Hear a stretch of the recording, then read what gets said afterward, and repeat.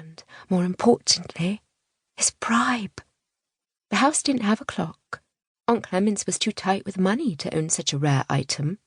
Still, Rose knew it must be nearly noon, when, according to the contract between Sybille's family and the Scarcliffs, the examination of Sybille would take place, and the girls' futures would be sealed. Trying to keep calm, Rose gulped down her beer, something even the 10-year-olds in Gordon's Rod were permitted to do, and cast her eyes about as if expecting to spot Hughie hiding under the dusty washstand or the pianoforte with its chipped paint and snapped wires. Every young person in the village but Hughie was here. Those over 20 were scattered around the parlour in defensive clumps, as if protecting themselves from Aunt Clemence's barrage of nosy questions and annoying witticisms. The 15 or so younger people, mostly in their mid to late teens, gathered in front of the cold fireplace, like an excited mob at an execution. They knew the truth about Sybille, and were drinking and loudly guessing about what would happen when she was inspected. Words no young woman liked to hear drifted across the room toward Sybille and Rose. Her spine straight, Sybille met their words and gazes head-on, but moved closer to Rose as if for support. Sybille, and Rose to a lesser degree, were used to stares, but of a more lustful variety. While Sybil's tall frame, full bosom, and dainty backside were rather in vogue, Rose had a small birthmark below her bottom lip, which she frequently covered with 2 fingers when faced with someone she hoped to impress. Both 18-year-olds had rich, reddish-brown hair they tied up in braids and studded with bits of silver. Now Sybille's nose quivered at the sight of their peers. "These filthy bacons," she said, her voice rising with each word. "We'll never escape them." "Shh," Rose warned nervously. "If you and Hughie struck a deal, he'll be here with the money."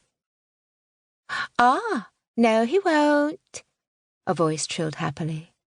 Rose turned to find Joan Town and Aunt Clemence's mousy maid, Rebecca, clutching at each other and giggling. They'd come through the nearby kitchen door unnoticed. 17, with scraggly blonde hair and a patched red gown, Joan had the odd habit of pulling on her braids when she got excited. "You are talking about Hughie Moworth, aren't you?" Joan chirped with glee, one dirty hand tugging at a greasy strand of hair. "On my way to today's hanging." Another gale of giggles erupted from Joan and the maid. "So sorry, not hanging. On my way to this examination, I spotted Hughie outside the tavern face down in a puddle of vomit." Joan laughed again before adding, "Probably not his own." So that's where he is, Rose thought. She still had time to drag him here. Before she could take a step toward the door, though, Joan stopped her. "Can you carry 6 times your weight in drunken Hughie flesh, dear Rose?" she asked. "I would love to see that. That boy won't wake up for days." Without losing her sweet smile, Sybille said, "I'll cut out your tongue with broken glass, Joan, unless you disappear, and take that disgusting floor scrubber with you."